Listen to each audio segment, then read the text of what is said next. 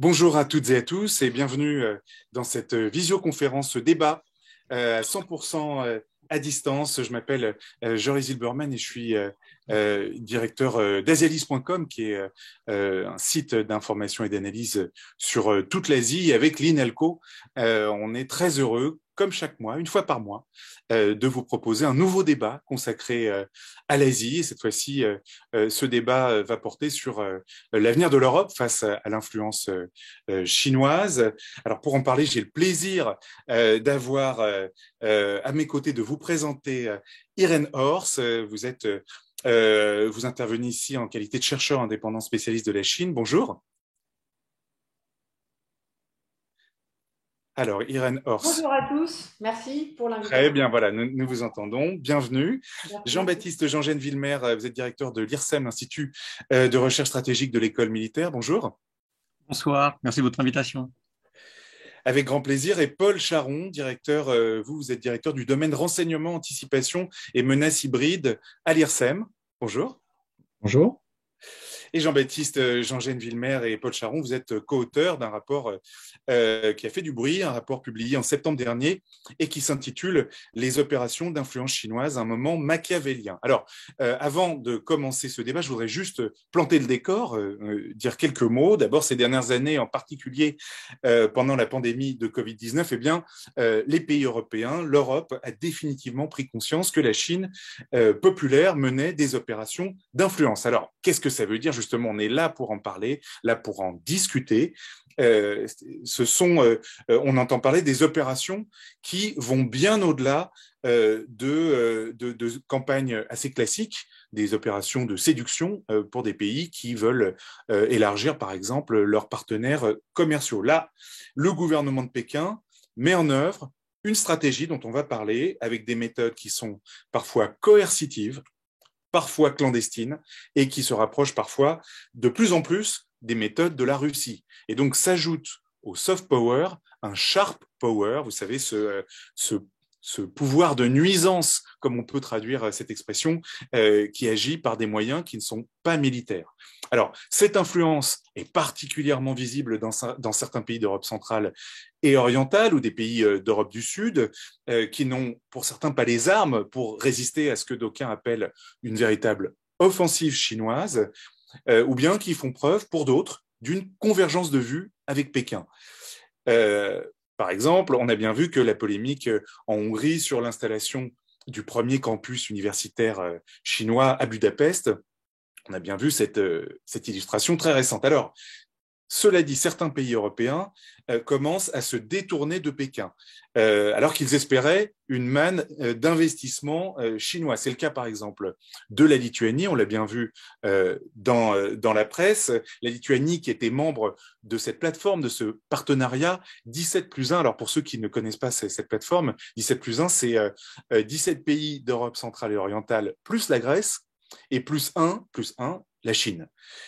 Et il se trouve que les Lituaniens, parmi ce partenariat, ont été très déçus, notamment, dans un premier temps déjà, par les promesses chinoises de capitaux qui ne sont jamais arrivées, des promesses non tenues et en plus très échaudées par des méthodes d'intimidation que cet État balte connaît trop bien, puisque la Lituanie qui a été annexée par l'URSS entre 1944 et 1990. Alors, après avoir accepté de la part de Vilnius l'existence d'une de facto ambassade taïwanaise, eh bien, Vilnius a subi les représailles diplomatiques et surtout commerciales de la Chine. Alors, comment est-ce que l'Union européenne réagit aux opérations d'influence chinoise?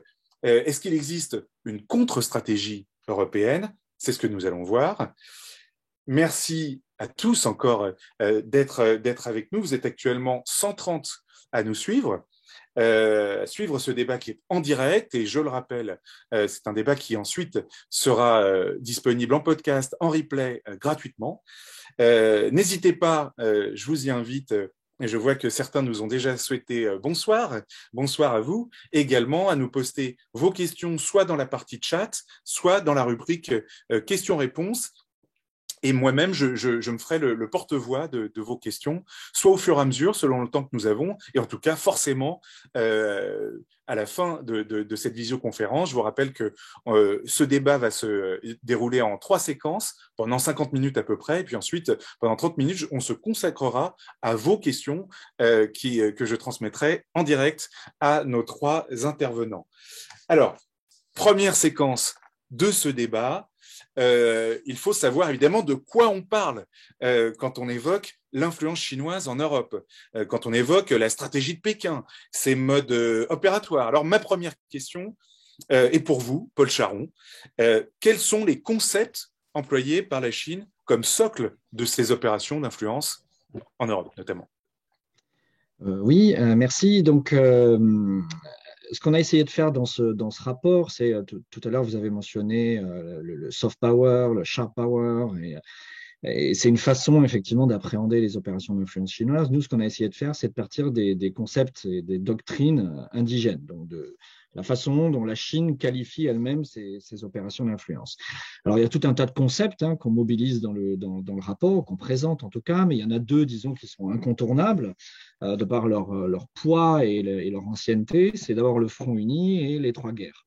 Alors, pour être très, très synthétique, le Front uni, c'est le plus ancien. C'est un concept qui, alors, si on veut être tout à fait juste, il n'est pas complètement indigène, puisque c'est Lénine qui le théorise le premier dans son ouvrage « La maladie infantile du communisme » en 1920. Et c'est un concept une stratégie, une tactique de prise du pouvoir qui vise à s'appuyer sur les partis sociodémocrates pour prendre le pouvoir. Historiquement, le Front uni, c'est la coalition forgée avec les nationalistes pour alors d'abord dans un but de réunification du territoire chinois et puis surtout pour le second Front uni, de lutte contre l'envahisseur japonais. Après 1949 et l'installation du régime, c'est un concept qui va s'institutionnaliser. Et le Front uni va devenir aussi un département du comité central. Et ces opérations de Front uni vont être menées à la fois par ce département, mais aussi par tout un tas d'autres acteurs au sein du système et en dehors du système. Alors, qu'est-ce que ça veut dire le Front uni? C'est mobiliser ses amis contre ses ennemis. Donc, en quelque sorte, il faut se représenter le Parti communiste chinois comme comme se voyant dans le monde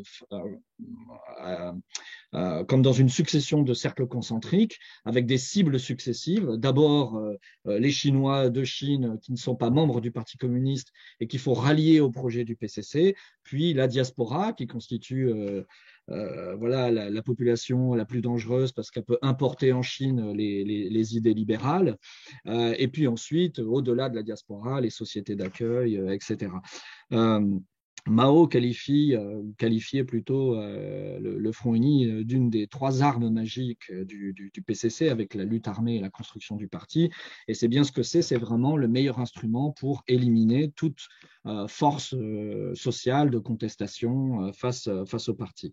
Le deuxième concept qui est majeur, c'est celui des 3 guerres. Alors, qui n'est pas seulement un concept, c'est une doctrine officielle de l'Armée populaire de libération qui a été forgée en 2003. Et ces 3 guerres, alors il y a 3 volets, bien sûr, donc guerre psychologique, guerre de l'opinion publique et guerre du droit. Donc, la guerre de l'opinion publique, c'est construire un environnement médiatique, façonner l'opinion publique pour permettre des opérations militaires ou pas de l'APL.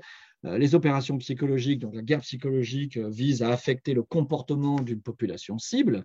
On pense notamment à Taïwan, ce que fait beaucoup l'APL. Et puis la guerre du droit, bien évidemment, elle vise à un usage stratégique du droit pour favoriser l'action de l'APL ou faire taire un adversaire. On pense par exemple au procédures. L'APL, vous voulez dire l'Armée populaire de libération, pour ceux Oui, c'est ça. Allez-y, je vous laisse reprendre. Oui, et donc typiquement par l'utilisation de procédures bâillons contre des journalistes, des chercheurs. Valérie Niquet, en France, par exemple, fait l'objet d'une procédure de ce type de la part de Huawei. Donc, la guerre du droit, c'est tout ça.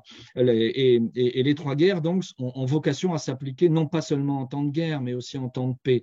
Et pourquoi c'est l'APL qui gère ce type d'opération? Eh bien parce que depuis la conférence de Putian de 1929, Mao Zedong a très bien posé les missions essentielles de l'APL, qui ne sont pas de faire la guerre. Il s'oppose d'ailleurs là lors de cette conférence à Zhu De en disant voilà, faire la guerre conventionnelle, ce qui était la position de Zhu De, c'est pas la mission de l'armée rouge à l'époque. La première mission de l'armée rouge, c'est d'accroître la capacité politique du parti. Donc, c'est d'accroître la capacité d'influence du parti. C'est pour ça que l'APL est encore engagée dans ce type d'opération aujourd'hui, qui n'ont pas directement vocation à mener la guerre conventionnelle. Alors, merci Paul Charon. Je m'adresse à vous maintenant, Jean-Baptiste Jean-Gène Villemer. Nous avons parlé, donc on a évoqué les concepts stratégiques de la Chine. Quels sont maintenant les principaux modes opératoires de l'influence chinoise? Alors déjà, la première chose à dire, c'est que les modes opératoires, ils sont extrêmement diversifiés parce qu'ils sont taillés sur mesure. C'est-à-dire qu'ils sont adaptés en réalité aux cibles, aux différentes cibles, et qui sont celles qui sont présentées dans la troisième partie du rapport, qui sont, je les énumère rapidement, les diasporas dont Paul a parlé, les médias, la diplomatie, l'économie, la politique, l'éducation, les think tanks, la culture, les manipulations d'information, mais aussi beaucoup d'autres leviers qui sont utilisés par le parti, dont des mouvements citoyens, notamment les mouvements indépendantistes. Donc, on a étudié les cas de la Nouvelle-Calédonie, mais aussi d'Okinawa, les touristes chinois, les influenceurs, qui peuvent être des youtubeurs comme des universitaires, ou encore les otages dans le cadre de ce qu'on appelle donc une diplomatie des otages. Donc, dans chacune de ces communautés représente une cible ou un levier potentiel, et les modes opératoires sont adaptés. Donc évidemment, en quelques minutes, je ne pourrais pas tout couvrir, donc je prendrai seulement quelques exemples. Les diasporas, comme Paul l'a rappelé, constituent un enjeu considérable parce qu'ils sont ceux qui, en vivant à l'étranger, sont exposés à des idées démocratiques et libérales et donc sont susceptibles de les importer en Chine et du coup de mettre en danger la pérennité du régime. Et du coup, à l'égard des diasporas, l'objectif est essentiellement de les contrôler ce qu'ils disent, mais aussi ce qu'ils pensent.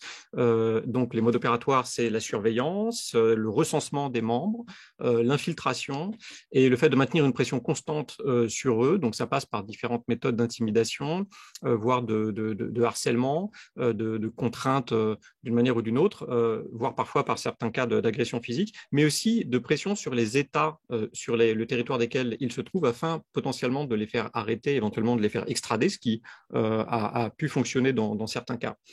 Après, concernant les médias, là, l'enjeu est de contrôler même chose, le discours des médias sinophones. Et de fait, dans le monde, Pékin contrôle l'écrasante majorité des médias sinophones en utilisant plusieurs méthodes. Donc, il y a des rachats.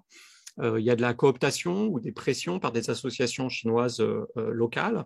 Et d'une façon qui peut sembler peut-être surprenante ou contre-intuitive, en réalité, le premier levier de ce contrôle des médias n'est pas le financement, mais c'est le réseau social WeChat sur lequel ces médias veulent et doivent être, et dont les règles les incitent, c'est-à-dire qu'elles sont beaucoup plus favorables s'ils s'inscrivent sur la version chinoise de WeChat, qui relève donc du droit chinois, donc en Chine, où ils sont soumis directement à la censure du parti, mais en ignorant les contours exacts de cette censure. C'est-à-dire qu'ils ne savent pas, quand vous êtes un média australien, par exemple sinophone, vous ne savez pas exactement où est la ligne rouge, ce que vous pouvez dire, pas dire, pour pouvoir continuer à diffuser par ce canal. Et du coup, il y a une tendance à s'auto-censurer pour ne pas prendre le risque d'une suspension.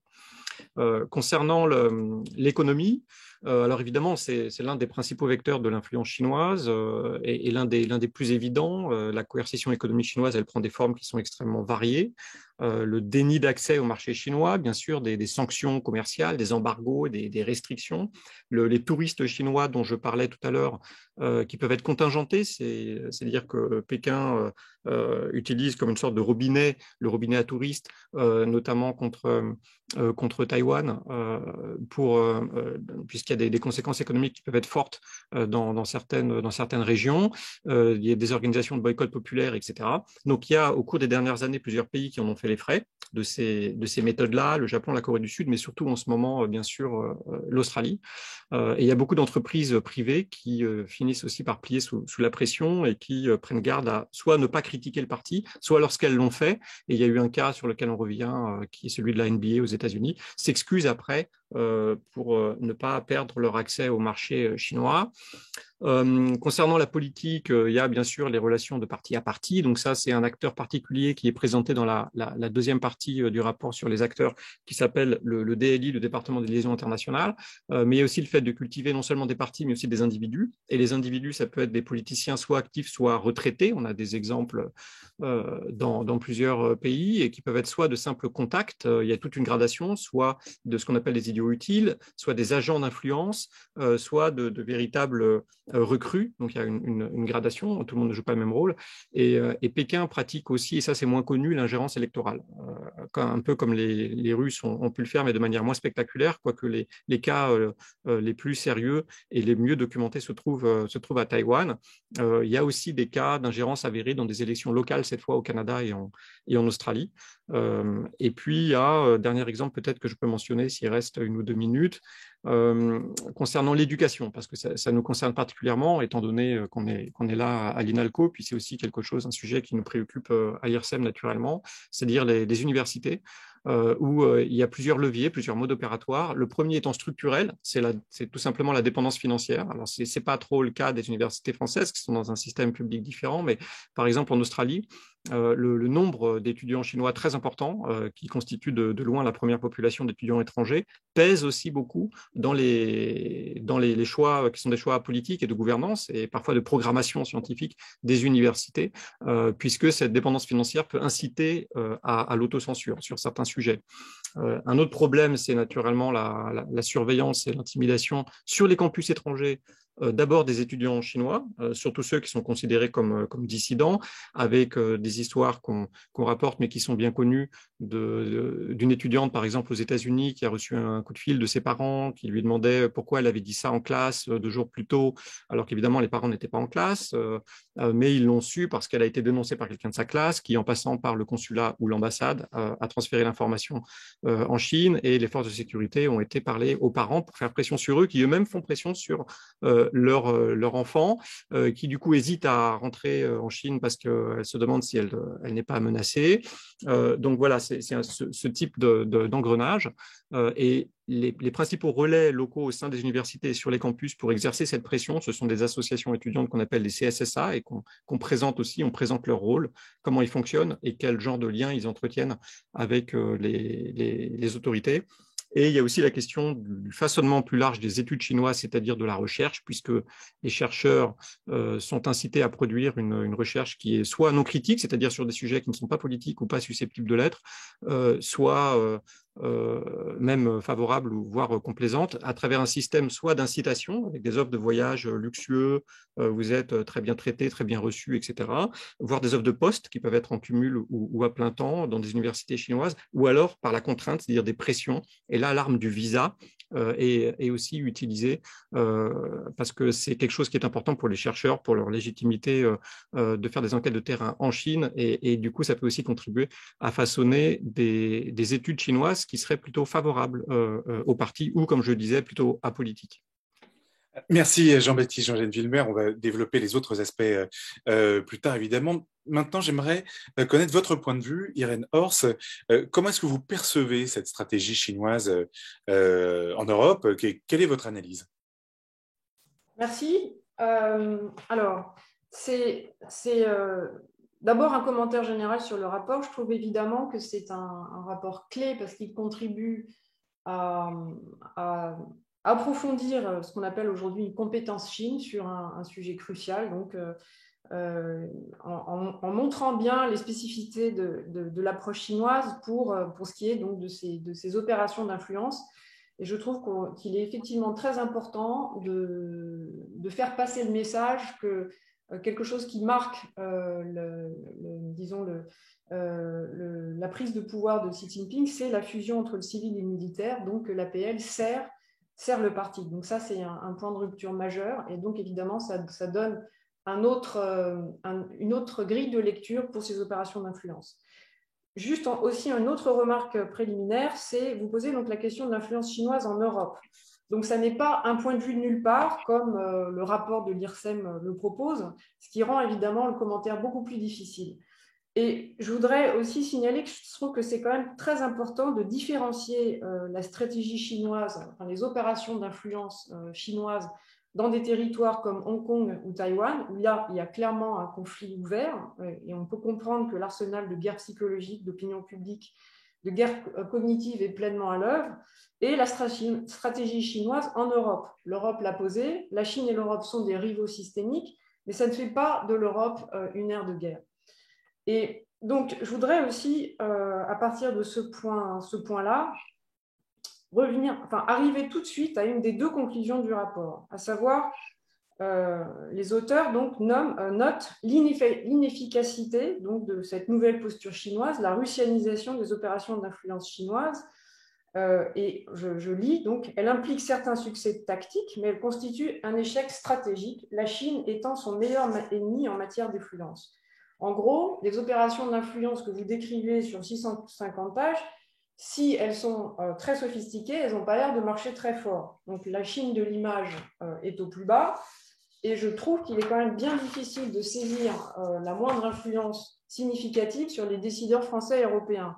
En témoigne par exemple le vote du 20 janvier à l'Assemblée nationale de 169 contre 1, donc pour voter la révolution sur le génocide des Ouïghours. En témoigne aussi donc la très nette détérioration de l'image de la Chine en Europe. Comme vous le savez, en 2000, au début des années 2000, il y avait à peu près 60% d'opinion favorable à la Chine en France. Aujourd'hui, on est à peu près à 70% d'images négatives de la Chine en France. Donc, ça pose quand même la question de quoi on parle, et donc de se dire, mais donc là, après, le rapport explique que en fait, la priorité pour le parti-État n'est pas de convaincre les populations locales dans le monde, mais d'assurer sa survie et le renforcement de son pouvoir en Chine. Bon, alors si la priorité n'est pas de convaincre les populations locales, en quoi ces opérations sont-elles des opérations d'influence? Et en quoi est-ce qu'elles aident à la survie du pouvoir du Parti communiste chinois? En gros, qu'est-ce que la Chine cherche à faire? C'est un petit peu court aussi de dire oui, mais parfois l'attitude chinoise n'est pas toujours rationnelle ou calculée, comme vous le dites à un autre moment du rapport. Deuxième question, faut-il s'inquiéter de ces opérations d'influence en Europe et donc de leur russianisation? Donc c'est clair que au sein des pays membres de l'Europe, tous les pays n'ont pas la même réceptivité ou la même perméabilité aux opérations d'influence chinoise, mais quand même, on peut noter, et vous l'avez noté, Joris, qu'il y a une évolution même dans les pays d'Europe centrale et d'Europe de l'Est. En fait, je trouve qu'il faut pousser plus loin l'analyse, à mon avis, et essayer de comprendre plus en profondeur ce que la Chine essaye de faire dans l'ère européenne. Et pour ce faire, je trouve qu'il est utile de se poser la question des objectifs chinois derrière ces différents types d'opérations. Et c'est vrai que là, j'ai un rôle difficile parce que quand j'écoute Jean-Baptiste Jean-Villemer, vous faites une liste, vous abordez un éventail de pratiques qui sont tellement larges que je trouve que ça sort un petit peu du cadre conceptuel qui a été posé par Paul Charon, à savoir le front uni et les trois types de guerre. C'est-à-dire vous couvrez à peu près tous les outils de tension, de riposte, de rivalité, de concurrence entre la Chine et les différents partenaires. Donc je trouve que là, ça complique un petit peu évidemment mon propos. Et donc pour essayer d'apporter davantage de sens et de compréhension sur ce que la Chine essaye de faire, je trouve donc intéressant ou utile, disons, de s'interroger sur l'objectif poursuivi dans les différentes opérations et non pas sur le type d'action, comme le fait le rapport. Je voudrais commencer par le tournant agressif de la diplomatie chinoise, donc ce qu'on a appelé les diplomates loups guerriers. Donc là encore, une analyse évidemment, c'est l'objectif de cette stratégie est moins de conquérir les cœurs et les esprits que de plaire à Pékin. Mais donc là encore, quid de la notion d'opération d'influence? enfin, si c'est juste pour plaire à Pékin, bon, voilà, on ne voit pas en quoi ça va influencer l'Europe. Et vous le notez, c'est totalement contre-productif. Je voudrais faire là un tout petit détour par mon temps à l'OCDE, où en 2015, donc, nous avons accueilli Li Keqiang. Et Li Keqiang, très, très simplement, a énoncé une proposition aux pays membres de l'OCDE, une proposition gagnant-gagnant-gagnant, donc le triple gagnant. En gros, il explique la Chine est tout à fait positionnée pour fournir des biens d'équipement, des infrastructures pas chères et de bonne qualité pour les 6 milliards d'habitants des pays en développement, alors que les pays de l'OCDE sont invités à se concentrer sur une réindustrialisation partielle et la fourniture de biens d'équipement et technologies haut de gamme.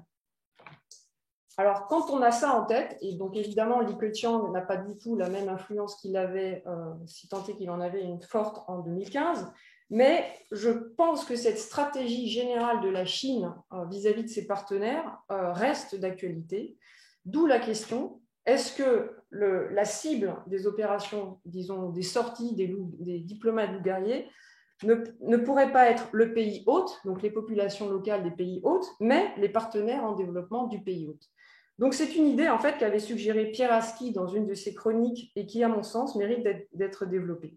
En effet, tous les pays occidentaux n'ont pas un ambassadeur loup guerrier et le choix n'est peut-être pas par hasard. La France et le Royaume-Uni, ex-puissance coloniale, le Canada et la Suède, acteurs importants de l'aide au développement et défenseurs de droits de l'homme. On note aussi le choix des thèmes des sorties de ces loups guerriers. L'accent est mis sur le racisme, une soi-disant suprématie blanche, une fausseté à l'égard des droits de l'homme, l'abandon des personnes âgées, etc. Donc, le but ne serait pas d'influencer la population locale, française, suédoise, etc., mais en fait, donc, les positions du Sud. Donc, vous citez Mathieu Duchâtel, Pékin joue la confrontation avec l'Ouest et la séduction au Sud, et j'irai plus loin, Pékin joue la confrontation avec l'Ouest pour séduire le Sud. Je voudrais aussi juste passer un tout petit moment sur d'autres types d'interventions qui visent à promouvoir une narration positive de la Chine ou à contrer tout discours critique. Je prends 2 exemples. En mars 2021, l'ambassade de Chine en France publie sur ses réseaux sociaux un dessin animé complètement ridicule qui affirme que les minorités ethniques du Xinjiang se sont enrichies grâce aux politiques de l'État et qu'elles ne souffrent d'aucune discrimination ou mauvais traitement.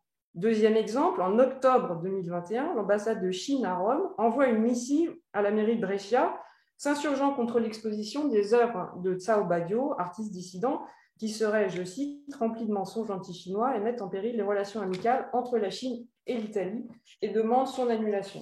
Résultat, ils n'ont réussi qu'à attirer l'attention de tous les Européens sur l'œuvre de Cao Badio, donc c'est une formidable opération de communication pour l'artiste. Comment... Alors, peut-être pour abréger ce point, parce que le temps passe et on va devoir passer à la deuxième séquence. Ouais. Je vous laisse terminer sur votre point.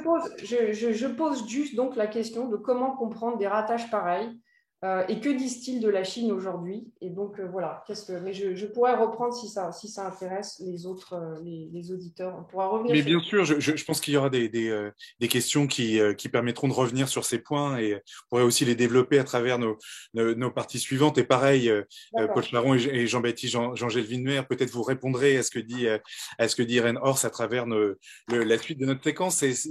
Voilà, c'est une deuxième séquence de ce débat. D'abord, pour vous dire que vous êtes toujours aussi nombreux, vous êtes 160 et que je vois déjà une première question et je vous encourage à continuer à les poster sur la partie de chat comme sur le QR. Je les prendrai un peu plus tard. Je voudrais passer maintenant à cette deuxième séquence, à savoir maintenant quels sont les différents degrés de l'influence chinoise dans les pays européens. Alors, c'est une question beaucoup trop vaste pour notre débat qui est assez limité, évidemment. On pourrait prendre des tonnes d'exemples, on pourrait parler du Portugal, de la Grèce, etc. Mais je voudrais qu'on se focalise sur 3 exemples choisis parce qu'ils sont assez différents. On aurait pu en choisir d'autres. La Hongrie, la Suède et la France. Et le premier exemple, donc, et je commence par vous, Paul Charon, que penser de la Hongrie de Viktor Orban et de son rapport à l'influence chinoise dans son pays? Oui, alors du coup, je réponds pas maintenant, c'est ça? On garde les réponses pour tout à l'heure ou... Oui. Voilà, s'il vous plaît, comme ça on peut avancer et puis Parce que forcément, il y a beaucoup de choses à dire. Évidemment.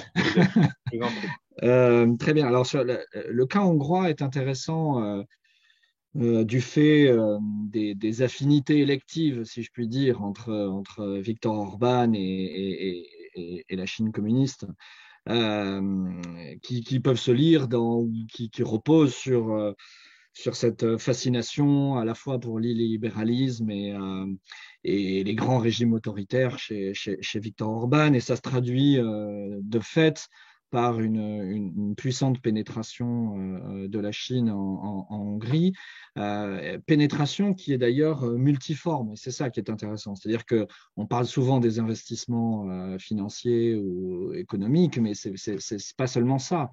Alors bien évidemment, la Hongrie a été le premier pays à signer des accords dans le cadre de la BRI avec la Chine.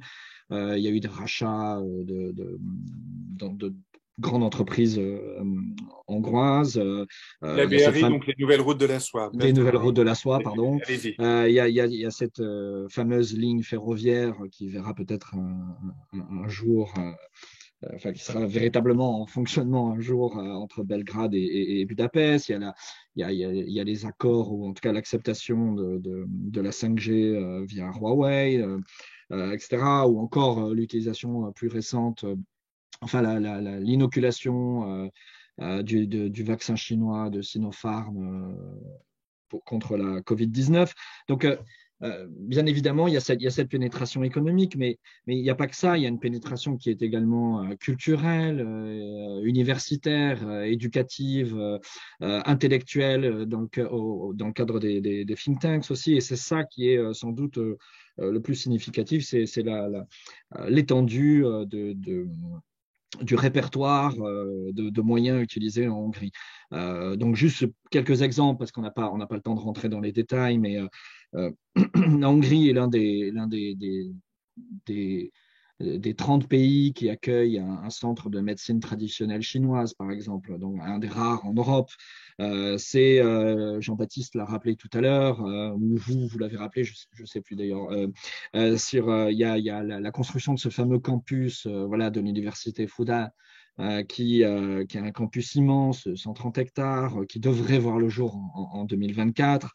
Et qui devrait compter à terme plus de 300 enseignants, plus de 5000 étudiants, donc des gros labos de recherche avec des objectifs autour de 500 doctorants. Donc il y a des enjeux là en termes de recherche qui sont importants aussi. Ce qui est intéressant aussi dans le cas hongrois, c'est que c'est le premier pays européen qui accueille une antenne, un think tank chinois, non pas simplement qui reçoit simplement des délégations de think tankers chinois, mais qui accueille un centre de recherche qui est une branche en fait de l'Académie des sciences sociales, qui est un peu le CNRS chinois si vous voulez, mais sauf que c'est rattaché au parti au lieu d'être rattaché à un ministère de l'enseignement supérieur et de la recherche. Mais cette branche de l'Académie des sciences sociales, c'est le China CE Institute, donc China and Central Eastern Europe Institute. Donc c'est un centre qui s'est implanté à Budapest, c'est le premier en Europe, et il a vocation à travailler à la fois les élites intellectuelles et politiques, non seulement hongroises, mais de l'ensemble de la région, à favoriser la diffusion des récits chinois, à présenter une vision positive de la Chine, des choses assez classiques dont on a déjà parlé, dont Jean-Baptiste a parlé tout à l'heure. Donc, toute chose importante, hein, c'est aussi un centre qui sert à évaluer la pénétration de ces idées et l'image de la Chine en Europe centrale et orientale. Rôle qu'il a pleinement joué durant la pandémie. Et peut-être plus embêtant, c'est aussi un institut qui a vocation et de fait participe à l'agrégation autour de lui d'une partie de plus en plus importante de la recherche sinologique de cette région. C'est-à-dire qu'il y a de plus en plus de jeunes chercheurs qui se rapprochent de cet institut pour bénéficier d'un financement, pour bénéficier de soutien pour aller faire un terrain en Chine, etc. Et ce faisant, ils sont plus ou moins contraints de choisir des sujets donc, qui ne déplaisent pas, on ne va pas dire forcément qui plaisent, mais en tout cas qui ne déplaisent pas au parti. Donc, il y a un formatage, une contrainte très insidieuse se réalise sur cette recherche. Et c'est donc un enjeu fondamental parce qu'à partir du moment où on n'est plus capable de penser par nous-mêmes ce qu'est la Chine, eh ben, on devient complètement aveugle. Alors, merci Paul Charon. Je voudrais prendre un deuxième exemple avec vous, Jean-Baptiste Jean-Gène Villemer, la Suède. C'est un pays qui a été la cible d'une campagne assez agressive de la part de la Chine, et ce depuis 2017. Pourquoi une telle campagne ? Oui, donc le cas suédois est très intéressant et très différent du cas hongrois qu'a exposé Paul à l'instant. Et on consacre au cas suédois une étude de cas distincte dans la série des études de cas dans la 4e partie. Parce que c'est un cas typique de ce qu'on appelle dans le rapport un moment machiavélien. Le moment machiavélien, ce qui constitue donc le sous-titre du rapport, désigne une forme de prise de conscience que ce que le parti est en train de faire ou semble désormais estimer, c'est que comme l'écrivait Machiavel dans Le Prince, il est plus sûr d'être craint que d'être aimé. Et c'est la russianisation des opérations d'influence chinoise que vous avez décrite dans votre introduction. Et là, dans le cas suédois, on a effectivement quelque chose qui s'apparente à un cas typique parce qu'il y a eu un tournant assez brutal en vérité. En 2017 plus précisément. Avant août 2017, la relation bilatérale se développait, il y avait de nombreux investissements chinois et l'image de la Chine était plutôt bonne, plutôt positive en Suède.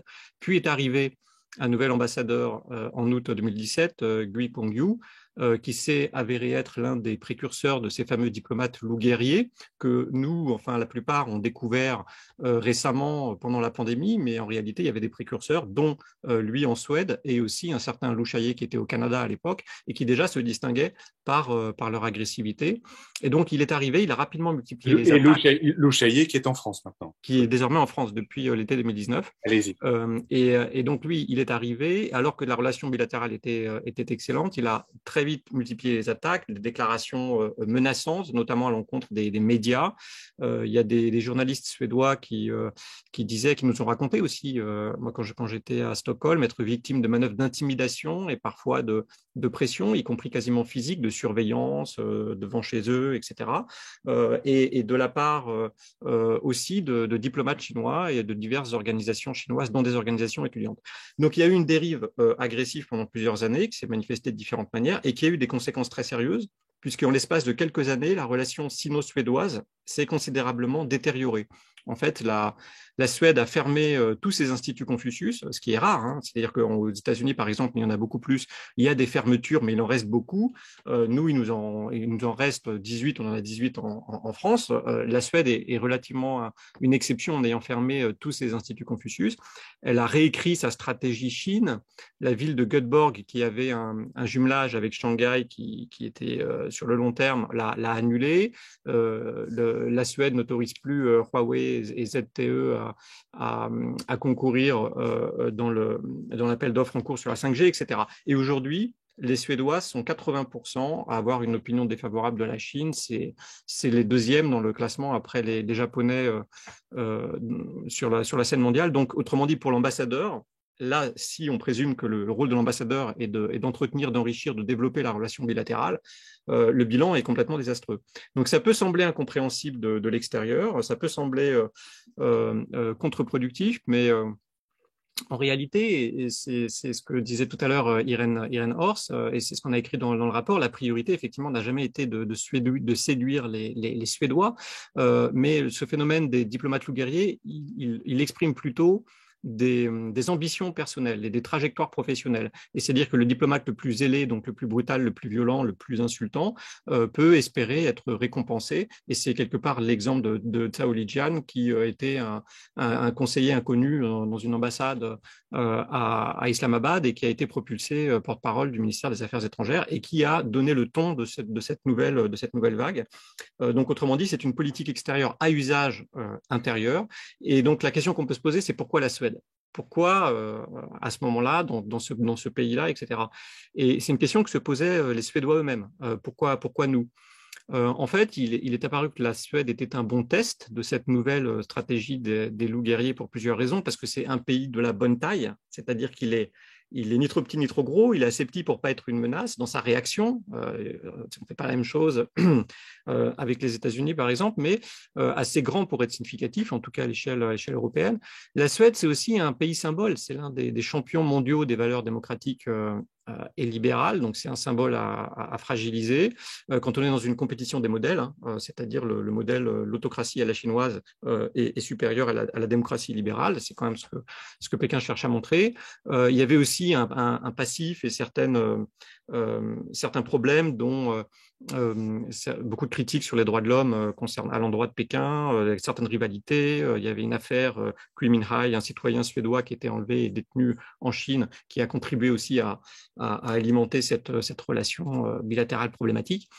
Et le cas suédois a permis à Pékin d'envoyer un avertissement aux autres pays, en particulier aux pays européens, exactement comme ce qu'ils sont en train de faire avec la Lituanie aujourd'hui, et avec un système de contraintes qui s'exerce sur des pays tiers, d'ailleurs dans le cas lituanien, qui est beaucoup plus développé et élaboré. Donc il y a deux affaires que je ne développerai pas, mais qui sont des exemples des opérations d'influence chinoise en Suède. Il y a une affaire de touristes chinois prétendument violentés par la police suédoise, avec un comportement étrange d'un compte sur Twitter. Et puis il y a une affaire Anna Lindstedt, qui est un scandale diplomatique. C'est l'ancienne ambassadrice suédoise en Chine, donc je ne vais pas développer, mais c'est expliqué dans le rapport. Et on montre aussi quel réseau Pékin a à Stockholm, et notamment les associations qui sont liées au DTFU, donc au département de travail du Front Uni, et le rôle que l'Institut Schiller, en tout cas la branche suédoise de l'Institut Schiller, joue dans ces réseaux chinois à Stockholm, et qui montre d'ailleurs le rôle du rapprochement avec certains groupes extrémistes d'extrême droite comme d'extrême gauche, qui sont aussi l'une des conclusions à laquelle on arrive dans le rapport, et l'un des symptômes de la russianisation des opérations d'influence chinoises. Donc c'est un cas intéressant pour toutes ces raisons-là, aussi parce que ça reflète une russianisation des opérations d'influence chinoise, parce que le discours de Pékin en et sur la Suède est finalement assez proche, ou est devenu assez proche du discours russe, c'est-à-dire il parle pour une fois pas de la Chine, de la même manière que les Russes ne parlent pas de la Russie, mais parlent des problèmes locaux, c'est-à-dire la criminalité, l'immigration, des problèmes de chômage, etc. Donc c'est toujours cette même démarche qui consiste à pointer les divisions, les entretenir, les amplifier, susciter la discorde, souffler sur les braises des sujets qui fâchent. Ça, c'est quelque chose que les Chinois commencent à faire comme les Russes. Et puis, on voit entre les Russes et les Chinois une convergence de vues, mais aussi certains rapprochements avec l'alt-right américaine. Souvenez-vous de Trump qui disait Last Night in Sweden aussi, qui donnait cet exemple de la Suède comme d'un pays violent avec une criminalité, etc. Et finalement, il y a une convergence de vues entre l'American alt-right, les Russes et les Chinois sur le cas suédois. Juste un dernier point pour dire que cet ambassadeur qui était visiblement problématique, il est parti de manière assez d'ailleurs rapide en septembre, et il a été remplacé par un nouvel ambassadeur qui vient d'arriver, qui s'appelle Gui Eimin, qui lui est donc un diplomate de carrière, et quand on lit le communiqué qui annonce sa nomination, il est très pacificateur, je dirais. On insiste sur la relation historique entre la Suède et la Chine, on insiste sur l'importance des échanges commerciaux, donc ça donne l'impression là que Pékin souhaite partir sur une nouvelle base plus conciliante, moins agressive, et cette inflexion, ce changement d'attitude, il reflète quelque chose qu'on constate aussi ailleurs depuis quelques mois, peut-être depuis l'été dernier, en matière de diplomatie des loups guerriers, et Pékin semble avoir pris conscience du caractère contre-productif de son comportement, et il semble avoir envoyé à certains postes des consignes pour désescalader. Alors ça peut être lié bien sûr à un agenda politique interne, il y a les Jeux Olympiques bientôt, il y a aussi le congrès du PCC à l'automne, donc ce n'est pas le moment de remettre le feu aux poudres. À mon avis, c'est juste une baisse d'intensité qui est temporaire, et sur le long terme, ce qu'on a appelé la diplomatie des loups guerriers va continuer. Merci Jean-Baptiste Jean-Gène Villemaire. Irène Horst, vous avez mené un travail de recherche sur la coopération scientifique et technologique entre l'Europe et la Chine. La France, ses universités et son tissu d'entreprise ont construit avec la Chine une coopération scientifique et technologique. Est-ce que la France s'est rendue de cette manière vulnérable en quelque sorte à l'influence chinoise ? Oui, alors la réponse est oui, dans la mesure où les acteurs publics et privés, donc en contact avec la Chine dans ces coopérations scientifiques, n'ont pas toujours conscience des spécificités chinoises. Donc, bon, je ne vais pas rentrer en détail, là encore, je peux renvoyer au rapport qui a été publié par Merix, avec écrit avec deux collègues de Merix et de Lund University. Mais c'est sûr que là encore, la fusion entre le militaire et le civil et donc la particularité de la gouvernance chinoise de la sphère STI et comme elle gouverne le marché, mais aussi l'attention portée à l'acquisition d'un maximum de connaissances et technologies de l'étranger pour un rattrapage, ce qui est donc une stratégie en place depuis les années 50. Sont vraiment au cœur de la démarche chinoise dans sa coopération internationale avec les pays étrangers, l'Europe et donc la France. Donc il faut avoir conscience de tout ce fonctionnement chinois quand on aborde un partenariat, une proposition de partenariat avec la Chine. Et donc je pense qu'il y a maintenant une prise de conscience de l'importance de comprendre donc les spécificités de la Chine et donc les sources de risque. Donc, oui, dans cette mesure-là, oui, il y a une certaine vulnérabilité en France comme dans d'autres pays, mais donc il y a eu des mesures qui ont été prises par le gouvernement français pour encadrer la coopération scientifique technologique sont indispensables. Donc, on a un renforcement des mécanismes de contrôle et donc des initiatives de sensibilisation. Actions françaises qui sont de concert avec les mesures prises au niveau européen, donc avec le filtrage des investissements étrangers, le contrôle des exportations à caractère dual et donc récemment une recommandation pour répondre à l'interférence étrangère dans la recherche et l'innovation. Alors, ce qu'il y a, c'est que la Chine aujourd'hui est déjà dans certains secteurs une grande puissance technologique, notamment dans les secteurs de l'intelligence artificielle, des énergies renouvelables et de manière croissante donc dans les biotechnologies. Donc, il y a vraiment un caractère attrayant du partenariat avec la Chine et c'est difficile de trouver un équilibre entre voilà, donc être très prudent, refuser une coopération et tenir la Chine à distance et donc bénéficier des échanges de la collaboration avec la Chine. Donc, il y a tout un travail à faire de formation des acteurs impliqués dans ces partenariats, donc leur donner les moyens d'être vigilants, de border les coopérations, de mettre des limites, donc de gérer les risques, parce qu'il y a toujours, avoir conscience qu'il y a toujours des risques dans les partenariats, mais sans aller trop loin et sans aller vers un découplage donc, de la recherche en France et en Chine. Et par ailleurs, autre point qu'on mentionne dans notre rapport, c'est qu'il faut vraiment investir dans une meilleure connaissance des atouts de la Chine, les domaines où nous bénéficierions vraiment d'un partenariat. Donc, ça implique une connaissance assez granulaire des avancées des équipes de recherche chinoises, de ce qu'elle sait, de ce qu'elle crée, connaissance que la Chine a développée depuis la fin des années 50, donc avec un système d'analyse des sources ouvertes qui lui permettent d'avoir une idée fine de l'état des lieux des connaissances, des innovations, des inventions en Europe et dans les autres pays avancés. En gros, nous, on négocie nos partenariats un petit peu dans le brouillard et sans, encore une fois, avoir suffisamment de prise de conscience sur les risques qui sont portés par un partenariat avec la Chine. Juste un point sur la dimension européenne, donc parce que Paul Charon a mentionné la Hongrie et la Suède, et donc on voit là une diversité de situations des pays, donc de par leur perméabilité donc, aux opérations d'influence chinoise, mais aussi de par la stratégie chinoise à leur égard.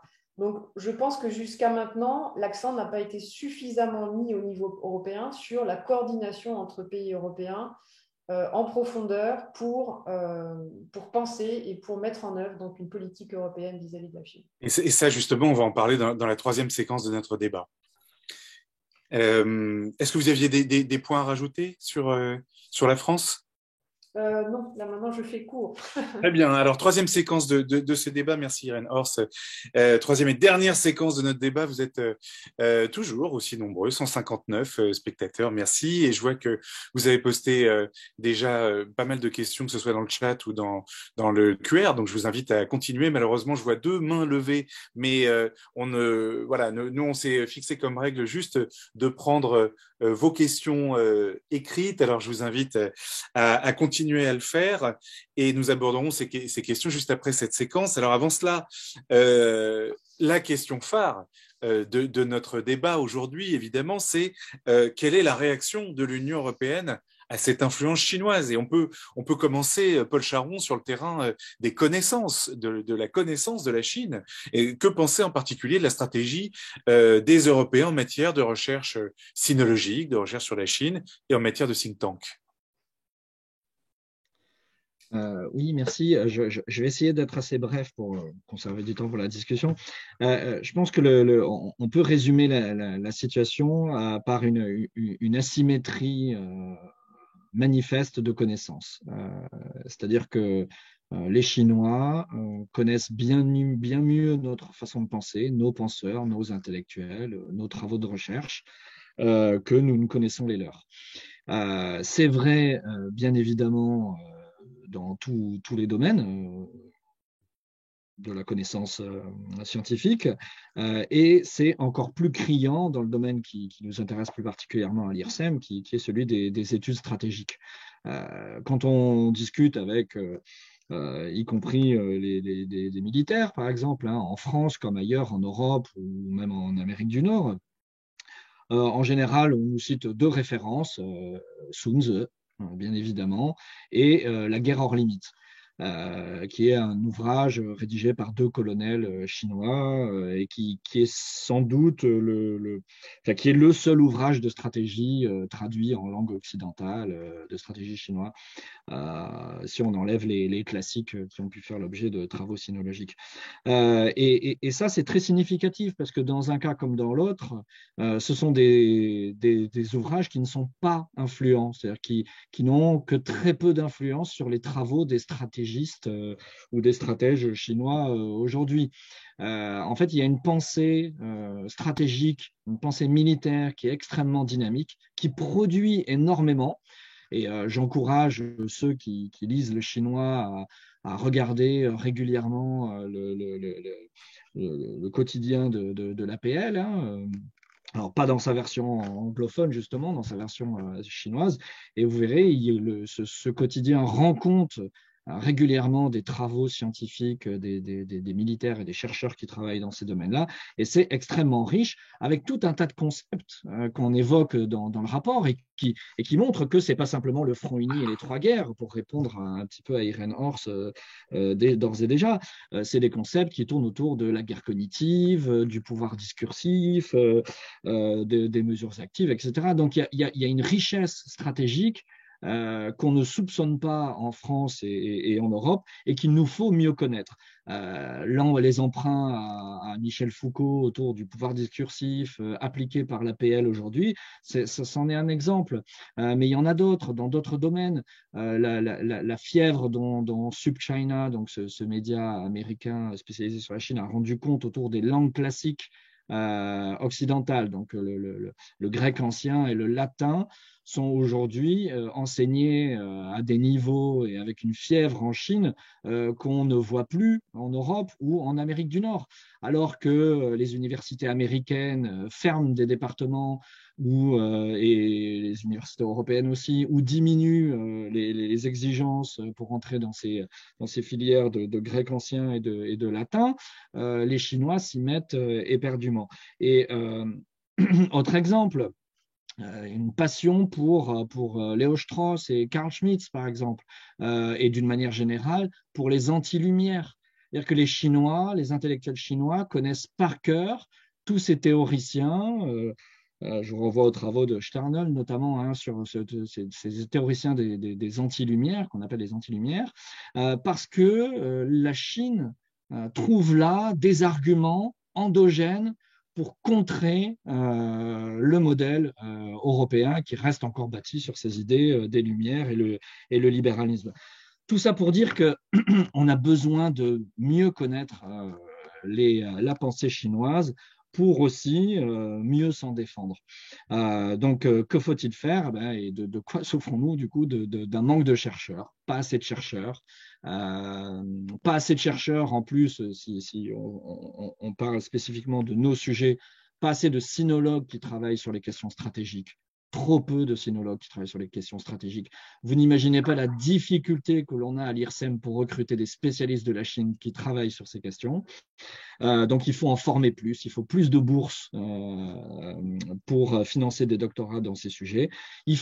En France, on souffre aussi de la quasi-absence de think tanks par rapport à d'autres modèles, comme le modèle américain, qui peut compenser aussi par la présence de think tanks. En France, il y en a très, très peu. Et très peu travaillent sur la Chine. Bien sûr, il y a l'IFRI, la FRS, mais ça ne suffit pas. On n'a pas en France d'équivalent du MERIX, qui est une exception en Europe qu'il faudrait sans doute imiter. Je m'arrête là, vous aurez compris le sens de mon intervention. C'est avant tout plus de moyens et plus de volonté de comprendre la Chine et les Chinois. Merci Paul Charon. Et Jean-Baptiste, Jean-Gène Villemer, quels sont les mécanismes mis au point par les institutions européennes et les stratégies aussi des eurodéputés? On a vu des députés du Parlement de Strasbourg très actifs pour contrer l'influence chinoise, notamment en matière de manipulation de l'information. Quelle réaction? Alors d'abord, il faut dire qu'il y a une réaction européenne dans ce domaine de contre-ingérence et contre-désinformation ou lutte contre les manipulations de l'information, mais que cette réaction, elle n'est pas spécifiquement tournée vers la Chine. Au contraire, elle est même, historiquement et même encore majoritairement aujourd'hui, tournée vers la Russie, assez clairement, puisqu'on a une prise de conscience qui date de 2014, c'est-à-dire de l'annexion de la Crimée. Il y a eu une accélération en 2016 avec l'ingérence russe dans la campagne présidentielle américaine, et puis en 2017 avec l'affaire dite des Macron Leaks, donc dans notre propre campagne française. Et dans ce contexte-là, il y a deux acteurs enfin, qui sont importants aujourd'hui. L'un des deux, c'est le Service européen d'action extérieure, donc le SEAE, qui a 3 équipes sur ce genre de sujet en place. La première qui est une task force, alors en français on dit de communication stratégique orientée vers le voisinage oriental. En réalité, on voit ce que ça désigne. Elle est clairement tournée vers la Russie. C'est la plus importante de ces task force. Il y en a 3, il y a une quinzaine de personnes. Et donc, sa mission, c'est de détecter, d'exposer, de contrer des manipulations d'informations d'origine russe. Et vous pouvez voir, par exemple, le travail qu'ils font sur leur site EU-vs-disinfo.eu. Ils sont aussi très présents sur les réseaux sociaux et il faut voir notamment ce qu'ils font aujourd'hui dans le contexte de la crise ukrainienne. Il y a aussi 2 autres task force qui sont beaucoup plus petites, une task force sud qui lutte contre le discours djihadiste et une Balkans occidentaux qui s'intéresse plutôt à la défense de l'UE dans la région. Donc, tout ça pour dire, il n'y a pas de task force sur la Chine. Il n'y en a pas ou il n'y en a pas encore. Le SEAE a pris conscience de cette faiblesse dernièrement. Ils ont d'ailleurs renforcé leurs compétences sur la Chine, mais il n'y a pas encore d'équipe constituée, d'équipe dédiée qui est similaire à ce qu'ils ont sur la Russie. Et d'ailleurs, je crois que ce ne serait pas forcément une bonne idée de le faire parce que le problème de cette organisation qui est orientée vers des acteurs spécifiques, donc aujourd'hui la Russie, le djihadisme, les Balkans, demain peut-être la Chine, la Turquie ou d'autres, c'est qu'elle divise. Elle divise les 27 puisqu'il y a certains États qui ne veulent pas apparaître comme étant anti-russes ou anti-chinois et qui ne vont pas soutenir ces initiatives. C'est la raison pour laquelle, si vous prenez la task force russe ou Russie, vous avez seulement certains États, une surreprésentation, par exemple, des pays baltes ou des pays d'Europe centrale et orientale, parce qu'ils ont intérêt à le faire, et d'autres qui sont désintéressés, voire qui sont hostiles ou à tout le moins sceptiques. Et puis, ce ne sera jamais exhaustif. Il y a aussi d'autres États, il y a aussi d'autres acteurs non étatiques. J'ai parlé tout à l'heure de l'American Alt-Right, qui est aussi un acteur des manipulations d'information qui est important. Donc, c'est pourquoi, dans un rapport que j'avais fait pour l'Atlantic Council l'année dernière, j'avais fait une proposition d'organisation qui était différente, avec une approche globale qui n'était pas centrée vers des acteurs dédiés, mais qui viseraient à contrer les manipulations d'information d'où qu'elles viennent. Ce n'est pas une approche centrée sur les acteurs, avec des a priori sur ces acteurs. Donc, pour résumer ce premier point, il y a des progrès à faire au SEAE, à mon avis, pour s'intéresser aux opérations chinoises. Mais ce qui est intéressant, c'est qu'il y a un autre acteur européen qui monte en puissance sur le sujet, et c'est, vous l'avez mentionné, le Parlement européen, puisqu'il y a au Parlement européen une commission, alors là le nom est aussi un peu long, désolé, une commission spéciale sur l'ingérence étrangère dans l'ensemble des processus démocratiques de l'Union européenne, y compris la désinformation. Là, on voit que les deux sujets sont liés, ils sont articulés de cette manière. Et ce qui est intéressant, c'est que c'est une commission, elle est récente, elle est beaucoup plus récente, elle date de juin 2020. La Task Force Russie datait de 2015, c'était une conséquence directe des événements de 2014. Et cette commission, elle est présidée par l'eurodéputé français Raphaël Glucksmann, qui, comme vous le savez, s'intéresse de très près aux actions et aux exactions du Parti communiste chinois, notamment à l'encontre des Ouïghours. Donc on peut s'attendre à ce que le sujet soit plutôt bien traité par cette commission. Et ce qui est intéressant, enfin c'est une coïncidence, on en parle aujourd'hui, mais hier, après 18 mois d'enquête, cette commission a conclu ses travaux et le rapport a adopté le rapport qui en est issu, qui n'est pas encore public, donc je n'ai pas pu le lire, mais certaines recommandations finales sont exprimées, parmi lesquelles, je vous en donne 3. Offrir des alternatives financières aux investissements étrangers directs provenant de Chine, utilisés comme outil géopolitique. Donc là, on voit clairement qu'il s'intéresse à des opérations d'influence chinoise. Interdire le financement étranger de partis politiques européens et faire en sorte qu'il soit plus difficile pour des acteurs étrangers de recruter des politiciens de haut niveau trop tôt après qu'ils ont quitté leur poste. Ici, je ne sais pas si c'est ce à quoi ils pensent, mais par exemple à Taïwan, ils ont un problème notamment de généraux qui, lorsqu'ils partent en retraite, sont très rapidement captés par différents acteurs en Chine continentale qui leur offrent des postes, de l'argent, etc., et qui peuvent servir à recueillir du renseignement sur leurs camarades qui sont notamment toujours en poste. Et donc, ils ont mis en place une règle qui interdit pendant un certain temps au moment de leur retraite, à ces généraux d'être recrutés ailleurs, en l'occurrence en Chine continentale. Donc, on peut imaginer des mécanismes de ce type.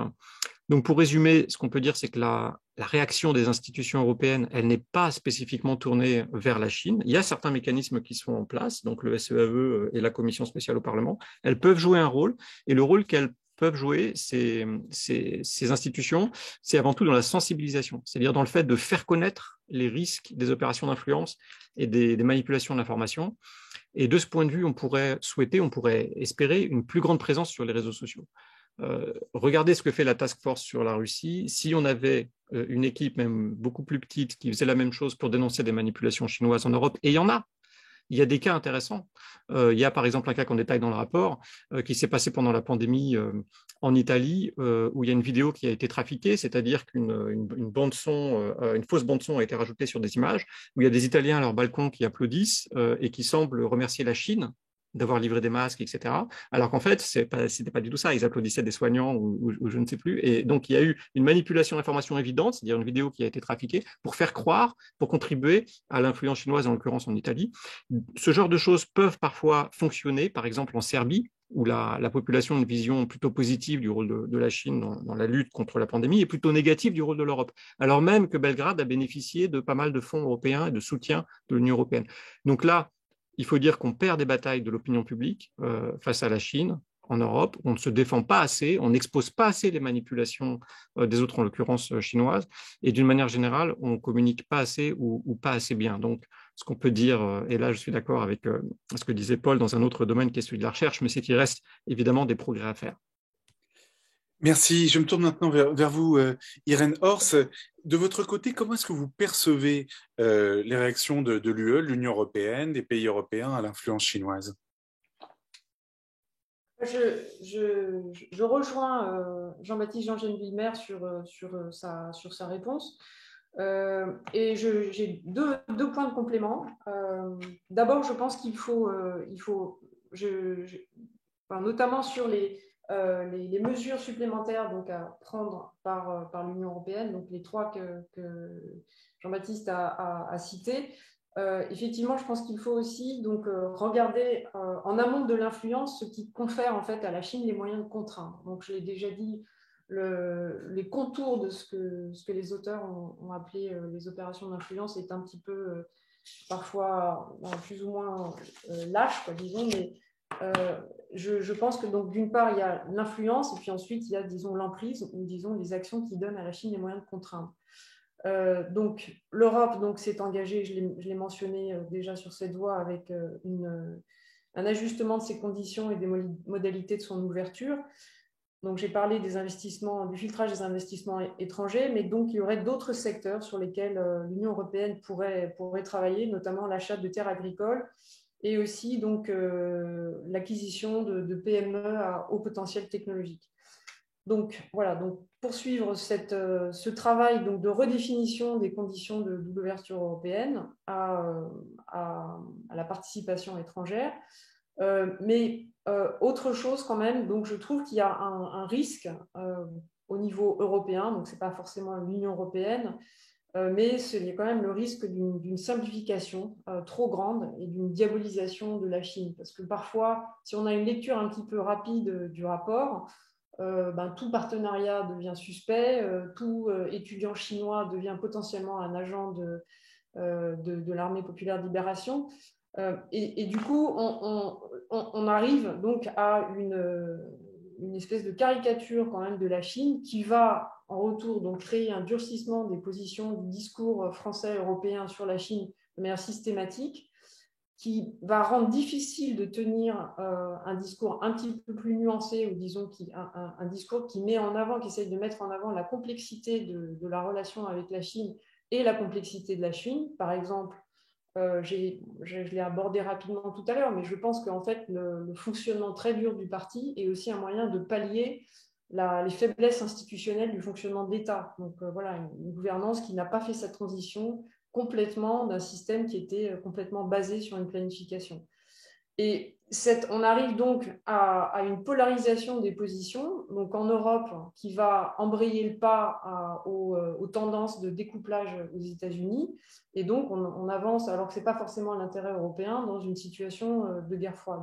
Je pense au contraire qu'il faut maintenir un dialogue. Et il faut continuer à avoir des partenariats, des collaborations avec la Chine tout en restant lucide. Et donc, être lucide, c'est aussi voir qu'un enjeu clé de la relation entre l'Europe et la Chine n'est pas en France ou en Europe, mais en Afrique et dans les pays en développement. Et donc, il faut agir en conséquence. Merci. Alors, on va passer maintenant aux questions-réponses. Mais je voulais d'abord donner, comme promis, l'occasion à Paul Charon, à vous, de réagir justement aux critiques. C'est ça qui est intéressant aussi dans ce débat. On a un travail scientifique qui est extrêmement méritoire, et c'est intéressant aussi de le regarder avec un esprit critique. Et je remercie Irène Horst justement de cet apport-là. Et ça m'intéresse de connaître, Paul Charon, je m'adresse à vous, ce que vous pensez justement de la perception d'Irène Horst. Oui, alors je vais pas répondre sur tous les points. Et quand elle dit précisément, voilà, peut-être ma question l'a limitée sur la notion d'influence, justement, ce qu'elle vous reproche sur, où vous définissez peut-être pas assez précisément cette notion d'influence chinoise. Je crois qu'au contraire, elle est très précisément définie dans le rapport, et l'influence englobe différents types d'activités. C'est la troisième partie du rapport, qui englobe ce répertoire d'actions du Parti communiste chinois, avec des actions qui relèvent effectivement de ce qu'on a appelé la séduction, et dans certains cas la subjugation, et d'autres cas qui relèvent, et bien sûr on peut y voir une forme de gradualisme, qui relève de la contrainte ou de la coercition, de la tromperie, de la manipulation. Donc je crois que c'est beaucoup plus précis que c'est expliqué ici. Et je crois qu'il y a une confusion en fait, parce que dans sa critique tout à l'heure, Irène Horst a laissé entendre que finalement il y avait une espèce de contradiction, une aporie dans notre propos, puisque Les Chinois ne pouvaient pas à la fois mener des opérations d'influence uniquement pour assurer la pérennité du régime et donc à destination de sa population domestique, et en même temps vouloir mener ces opérations en direction de populations étrangères, y compris occidentales. Ça renvoie typiquement à un débat au sein de la sinologie entre ceux qu'on appelle parfois les sceptiques, qui considèrent effectivement que l'objectif premier du PCC, c'est de se maintenir au pouvoir, donc c'est d'assurer la pérennité du régime. Et certains de ces sceptiques, du coup, considérant que le PCC est d'abord tourné vers les questions internes et n'a pas d'ambition géopolitique, ni régionale, ni globale. Et ceux qui sont en face des sceptiques, les globalistes, disons, et qui considèrent que si, bien sûr, le parti a des ambitions internationales. En fait, c'est un peu un faux débat, dans la mesure où les deux sont liés. La pérennité du régime est liée, à partie liée, avec une intervention de la Chine à l'international. Pourquoi ? Parce que, je l'ai expliqué tout à l'heure avec la diaspora, elle se trouve à l'étranger et elle menace la pérennité du régime. De la même manière, le fait même qu'une alternative au régime politique chinois, à l'hégémonie du PCC, subsiste ailleurs dans le monde, est une menace pour le régime. Et ça implique quoi ? Une action sur les récits, une action sur ce qui se dit à la fois de la Chine, mais aussi de la nature de son régime politique, etc. Donc, il est absolument, pour assurer sa pérennité, pour assurer la pérennité du régime, il est absolument indispensable pour le parti d'agir à l'étranger, de mener ses opérations à l'étranger. Et donc, les objectifs sont doubles. Ils visent à la fois la population interne, mais aussi les populations étrangères. Il n'y a pas d'antinomie là-dedans, c'est tout à fait logique. Est-ce que je peux juste ajouter un point pour, allez-y, Jean-Baptiste. Contribuer à répondre très, très rapidement sur la question de la définition de l'influence, parce que la question est tout à fait pertinente.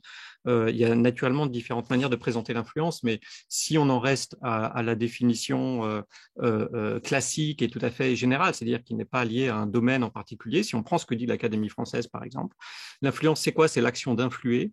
Et influer, c'est quoi ? Là, je cite l'Académie française, c'est exercer sur une personne ou une chose une action qui tend à la modifier. Donc, c'est très général. Et cette action qui tend donc à modifier, par exemple, un comportement, elle peut être faite par plusieurs moyens. Elle peut être faite par des moyens qu'on peut qualifier de soft, du type diplomatie publique, promotion de la Chine sur CGTN, etc. Elle peut être faite aussi par des moyens qu'on peut qualifier de hard, du hard power. Par exemple, on peut très bien interpréter la manœuvre russe à l'heure actuelle en Ukraine, qui est donc tout à fait cinétique, qui est physique, qui vise à déplacer du matériel, des hommes. On peut très bien l'interpréter comme une forme de guerre psychologique, c'est-à-dire comme visant à modifier un comportement, en l'occurrence un comportement qui viserait à s'engager du côté de l'OTAN à ne jamais intégrer l'Ukraine. Et entre les deux, entre le soft et le hard, il y a le sharp power. Et le sharp power est l'endroit de la zone grise où il y a des opérations de subversion, d'influence, de manipulation des réseaux sociaux, etc. Et donc, pour moi, peut-être que c'est une définition qui est trop large, mais je ne fais que reprendre finalement la définition de l'Académie française. L'influence, l'action d'influer, elle regroupe l'ensemble des actions qui visent à modifier un comportement. Donc, c'est ce qui explique peut-être une extension, l'extension qui a été la nôtre dans le rapport. Et puis, juste deux autres petits points. D'abord, entièrement d'accord avec Irène Horst, et je trouve que c'est une idée très bonne qui consiste à dire que Pékin joue la confrontation avec l'Ouest, non pas parallèlement à une séduction du Sud, mais pour séduire le Sud. Je trouve que c'est une nuance très intéressante, donc entièrement d'accord. Et finalement, sur la question de la lecture du rapport et du risque de paraître anti-chinois et de radicaliser, de faire des caricatures, etc., vous avez dit, et vous avez eu raison, je crois, que c'est seulement lorsque l'on fait une lecture trop rapide du rapport qu'on arrive à ces caricatures. Et c'est ça qu'il faut dénoncer, et c'est ce qu'on s'efforce de dénoncer lorsque ces caricatures sont faites depuis quelques mois, parce que c'est absolument pas ce que nous disons dans le rapport. Par exemple, nous ne disons pas qu'il faut cesser d'avoir des relations avec les Chinois, et comme je l'ai moi-même posté sur les réseaux sociaux, on a reçu même une délégation de l'APL ici à l'IRSEM. On a été en Chine. Donc l'idée, c'est pas de ne plus avoir de relations avec les Chinois, c'est d'être prudent, c'est d'être au courant, et ça commence par la connaissance, être au courant de ce qu'ils font à travers ces opérations d'influence chinoise, et donc ce rapport contribue à cette sensibilisation. Après, à chacun de mettre des lignes rouges et des barrières en fonction des intérêts nationaux, de sa position dans le pays, de son ethos personnel, etc.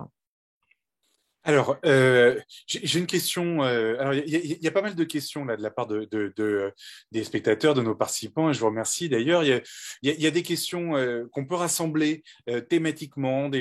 Parmi vous, vous interrogez sur le rôle des instituts Confucius. Vous avez aussi des interrogations sur. Le rapport parle d'une russisation des modes opératoires d'influence chinoise, et donc certains se demandent, mais quelle est la différence entre l'influence chinoise, l'influence russe et l'influence américaine, par exemple. Mais je voudrais commencer, et je m'adresse à vous, Irène Horst, je voudrais vous inviter à répondre à ces questions autour des instituts Confucius, pour avoir votre opinion aussi sur la façon d'envisager la coopération interuniversitaire. Par exemple, Hélène Thomas pose la question: les instituts Confucius contribuent-ils à étendre la sphère d'influence de la Chine?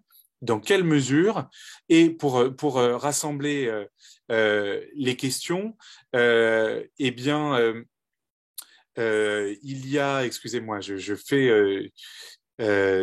déroule les questions. Oui, Véronique Ménager qui dit quid des partenariats entre Institut Confucius et les universités françaises, par exemple. Elle cite l'exemple de Paris 7 en matière de soft power chinois. Quel risque pour la liberté académique des universités partenaires? Irène Horst. Merci. Donc, avant de répondre à ces questions, je voulais dire très rapidement, juste sur la question des définitions. En fait, j'aurais pu revenir en vous demandant une définition négative. Qu'est-ce qui n'est pas influence? Parce qu'à partir du moment où on a une interaction, un partenariat avec quelqu'un, on pourra dire qu'on est dans l'influence. Je trouve que ça ne répond pas tout à fait donc, quand même à la question du scope là, du cadre du rapport et du propos.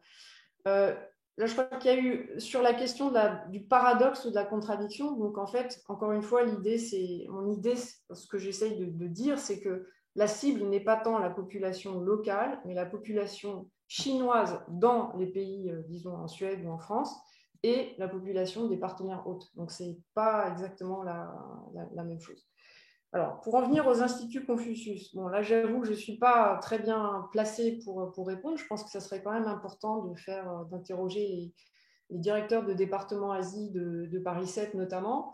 Mais en l'occurrence, si mes sources sont correctes, je comprends que l'Institut Confucius va être fermé contre l'avis donc, de tous les membres de ce département qui, alors que cet institut est dans l'université, est là donc depuis des années, sans aucun problème, sans aucune ingérence, sans aucune pression. Et donc, il servait finalement, oui, effectivement, à développer des partenariats entre la Chine et la France en sinologie de manière constructive. Donc, je pense qu'il faut encore une fois faire preuve de nuance. Et je trouve qu'aller jusqu'à fermer tous les instituts Confucius serait voilà, un petit peu trop radical. Je pense qu'il est possible d'avoir conscience des risques et d'être vigilant et donc voilà, et de savoir poser des limites quand c'est nécessaire. Pour les relations universitaires, et donc là j'étends par exemple aux grandes écoles scientifiques, c'est complexe parce qu'une part de la puissance chinoise en sciences et innovation vient justement du fait que les laboratoires, par exemple, liés à différents centres universitaires et de recherche français, ont accueilli pendant plusieurs décennies des chercheurs chinois, des post-docs, 1, 2, chaque année, brillants, qui ont véritablement contribué au laboratoire, qui ont vraiment aussi contribué à améliorer la qualité de la recherche, de la production, etc. soit en envoyant des petites mains, soit en envoyant des chercheurs plus chevronnés. Or, qu'est-ce qui se passe? Ces chercheurs, donc partenariat positif, qu'est-ce qui se passe ensuite et ce n'est pas seulement donc, en France, dans tous les pays un petit peu avancés, aux États-Unis et dans d'autres centres en Europe. Ces chercheurs chinois, ces postdocs, reviennent en Chine et donc ils rassemblent avec eux, ils réunissent des connaissances sur tous les plus grands centres de recherche du monde, sauf qu'eux, ils ne sont pas en concurrence, ils sont incités à coopérer. Quand ils arrivent, on leur donne des équipements et des équipes de techniciens bien formés, et donc tout de suite, ça devient donc un pôle de connaissances tout à fait concurrent avec les laboratoires dont chacun va avoir appris quelque chose. Donc ça c'est la réalité de la puissance de la Chine, qui est aussi liée donc à sa taille de la population, l'accent mis sur l'éducation et la puissance du financement. Donc la seule réponse qu'on peut avoir à ça, à mon avis, c'est il faut renforcer la coordination au niveau européen, il faut renforcer les budgets, il faut donner plus d'équipements, plus de moyens aux centres de recherche en Europe pour balancer finalement cette puissance chinoise. Est-ce qu'il est possible d'ajouter un mot sur les instituts Confucius? Oui, bien sûr, allez-y. Bien sûr. Oui, pour dire, sans parler du cas français, pour dire ce qui pose problème en général, d'après des rapports internationaux et des situations notamment en Australie ou aux États-Unis ou ailleurs, c'est généralement deux types de problèmes qui sont dénoncés. Premièrement, un effet de dépendance financière, une fois de plus dans des universités qui fonctionnent différemment des universités françaises. Mais lorsque vous faites offrir un centre de langue tout frais payé et qui en même temps est générateur de revenus, c'est difficile à refuser. Et lorsque vous avez un institut Confucius au sein de votre université, vous pouvez être d'autant plus susceptible de pratiquer l'autocensure sur, je ne sais pas, l'organisation d'une conférence ou le fait de faire venir tel représentant ouïghour ou je ne sais quoi. Et ça peut être pas nécessairement de la censure, c'est-à-dire c'est pas nécessairement l'Institut Confucius qui va se plaindre, mais c'est vous qui allez, en anticipant que ça puisse poser problème, vous auto-censurer. Et c'est là qu'il y a une victoire, c'est-à-dire quand vous faites le travail à leur place. Et le deuxième problème, c'est un problème d'atteinte à la liberté académique. Il faut quand même rappeler que les enseignants, en tout cas dans ces instituts Confucius qui ont posé problème, étaient des Chinois choisis par Pékin qui doivent, dans le formulaire d'engagement, et on l'a reproduit, l'image est dans le rapport, faire preuve, je cite, de bonne qualité politique et professionnelle et d'amour de la patrie, la Chine, que tous les supports pédagogiques sont fournis et sont conformes à une vision chinoise du monde, et puis qu'il y a d'autres problèmes du type, certains de ces instituts peuvent contribuer à diviser le corps enseignant, c'est entre ceux qui y sont opposés et ceux qui y sont favorables, et puis il y a même certains cas d'espionnage qui sont rares, mais qui sont malgré tout, dans certains cas, avérés. Donc, il ne faut pas non plus écarter d'un revers de la main. Donc, il ne s'agit pas de mettre tous les instituts Confucius dans le même sac, mais de montrer qu'il y a quand même une série de problèmes qui ont été dénoncés et bien documentés au cours des dernières années. Mais libre à nous de poser les conditions, de négocier les conditions. Alors, une question, enfin, on a une vingtaine de questions, malheureusement, hein, je m'excuse auprès de nos spectateurs, je peux pas toutes les lire. Je voudrais regrouper trois questions qui me semblent tout à fait liées. Maxile, 22, pose cette question. Y a-t-il d'autres États qui ont des systèmes d'influence similaires à ceux de la Chine? Ensuite, on a une autre question aussi de Maxile 22, intéressante, c'est loups guerriers sont-ils comparables aux faucons américains? Et puis, Philippe Daguerre qui dit « Pouvez-vous préciser en quoi le soft power chinois est différent de celui de la Russie ou des États-Unis ou d'autres pays d'ailleurs ?» Paul Charon. Oui, alors sur la dernière question, par exemple, oui, il y a des différences, importantes. Alors, soft power russe, je pense que il n'y en a quasiment pas. Le soft power chinois, en fait, c'est quelque chose que que le régime chinois a essayé de construire au milieu des années 90. Notamment du fait d'une fascination vis-à-vis du cinéma d'Hollywood. Et ça n'a jamais véritablement pris, à vrai dire. Et les bilans du soft power fait par le régime lui-même sont assez cinglants, assez négatifs. Les résultats sont très mauvais.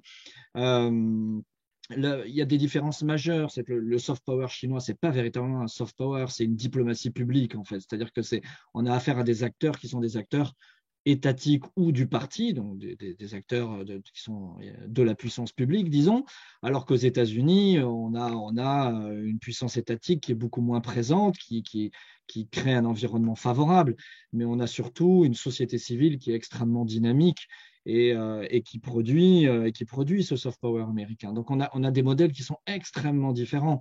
Euh, pour nuancer un petit peu cela malgré tout, on a des succès récents du côté chinois avec la science-fiction.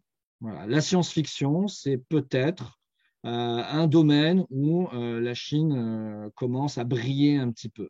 Mais la vraie puissance, enfin les vraies puissances culturelles d'Asie sont la Corée du Sud et le Japon. Enfin, tout le monde le sait.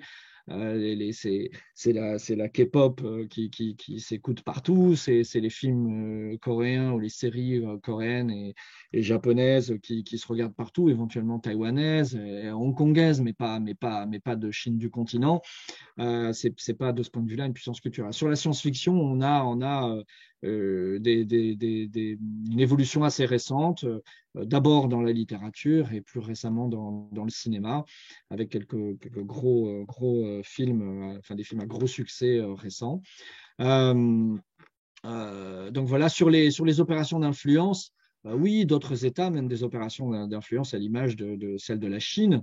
Alors, j'en profite pour dire que on nous accuse souvent de ne pas avoir fait le même travail sur les États-Unis, ce qui est d'abord logique. Enfin, moi, je suis un spécialiste de la Chine, alors je ne vais pas écrire un rapport sur les opérations d'influence américaines. Et puis d'abord, je pense qu'il n'y a pas de pays dans le monde à propos duquel on dispose de plus d'études que pour les États-Unis. C'est-à-dire que c'est un sujet qui est rebattu depuis des décennies, pour les opérations d'influence américaines, et la littérature sur les études de renseignement sont extrêmement fouillées. Donc on a énormément de choses sur les États-Unis. Mais les opérations sont différentes malgré tout de celles des Chinois, et il faut plutôt regarder du côté des Russes.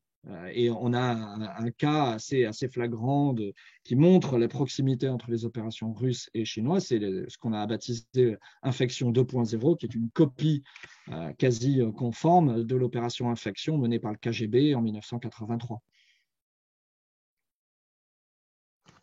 Il y a un autre pôle de questionnement, c'est sur la coopération technologique.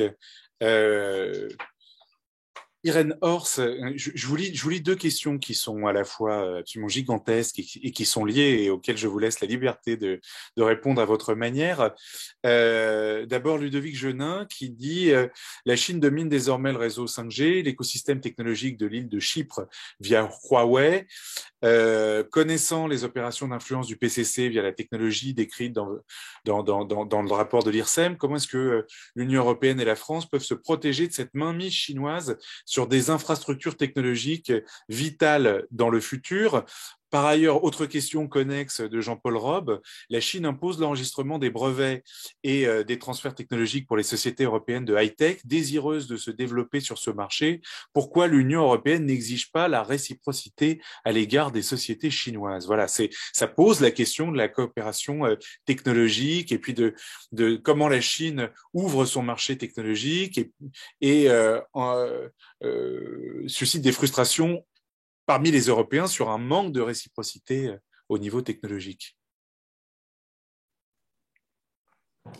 Alors, merci pour ces questions. Donc, sur la 5G, c'est vrai en fait que j'ai cherché dans le rapport des opérations d'influence liées au réseau 5G. Je trouve que ça aurait été vraiment particulièrement intéressant de faire un focus là-dessus.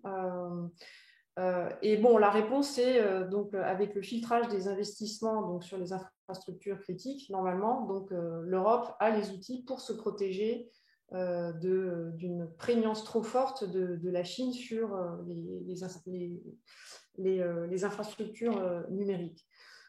Pour ce qui est de la question de la réciprocité, c'est tout l'enjeu justement des négociations en cours entre l'Union européenne et la Chine pour leur plan de coopération en sciences et technologies. Donc là, pour l'instant, c'est un document qui est toujours en cours de négociation parce que la Chine, les négociations donc, butent sur la question des conditions cadres, y compris donc, différents points liés à la réciprocité.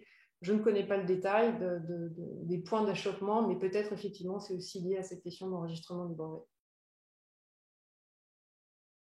Alors, malheureusement, nos intervenants, en tout cas 2 de nos intervenants vont devoir nous quitter.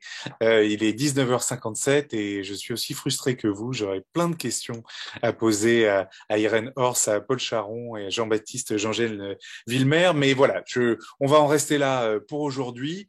Je voudrais vous remercier toutes et toutes d'avoir regardé, d'avoir participé, d'être intervenu à ce débat qui est un petit peu comme la poursuite d'un débat qu'on a tous, qui existe dans la sphère publique. Merci à nos 3 intervenants et intervenantes, Irène Horst, Jean-Baptiste Jean-Gène Villemer et Paul Charon. Merci à l'INALCO, évidemment, à son président Jean-François Huchet, Ève Dufresne, Mathilde Delacroix, Mathilde Pelletier, Sonia Lecomte. Cette conférence, je vous le rappelle, sera disponible en replay intégral gratuitement à la fois sur la chaîne YouTube de l'INALCO et puis sur le site de l'INALCO et le site d'asialis.com, évidemment. Avec l'INALCO, le mois prochain, nous vous donnons rendez-vous le mercredi 16 février à 18h30, probablement en visioconférence, malheureusement. Mais cette fois-ci, nous parlerons de la Birmanie, 1 an après le coup d'État militaire. D'ici là, pour plus d'informations, je vous invite à consulter le site de l'INALCO, évidemment, votre site préféré sur l'Asie, asialiste.com. Je vous souhaite une très bonne soirée à toutes et à tous.